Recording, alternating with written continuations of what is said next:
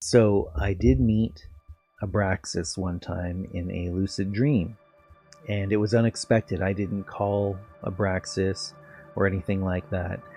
And what happened was, in the dream, I'm walking down a city street. I'm walking on the sidewalk in a city, and I'm with a friend of mine that I'd known for quite a while, and his name is Eugene.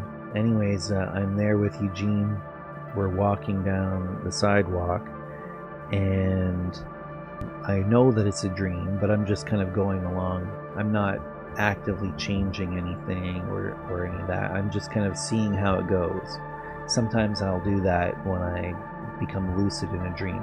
And if you're not sure what I mean by lucid in a dream, that means that a lucid dream is when you are dreaming, you're asleep and you're dreaming, and you recognize, you are aware that you are dreaming, and you remain in the dream. Typically, it's still a lucid dream if you realize you're a dream and then immediately wake up, but it's just a very short lucid dream. And so I'm just walking along the sidewalk with my friend, and I notice up ahead there is some strange figure. At first I just thought it was a person, and then I realized, oh wait, no, that's a very large rooster. But then I realized, no, that's like an anthropomorphic rooster standing there, and it was only kind of vaguely anthropomorphic. It was the size of a regular human. It didn't have snake legs or Roman armor. It was just a rooster. The whole thing was a rooster. And as I'm walking towards it, I notice it's looking at me. And its eyes were not very rooster-like. They were human-like, and they were looking at me very intensely, observing me, and almost calling to me to look back.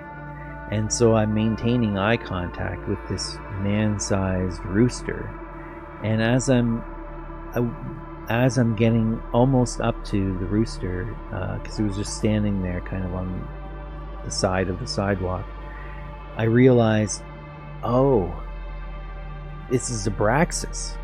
I didn't recognize him at first because it wasn't the full image that I would have expected from Abraxas. It was just a full rooster. But I realized, oh, this is Abraxas. And as I approached, I decided I stopped in front of him,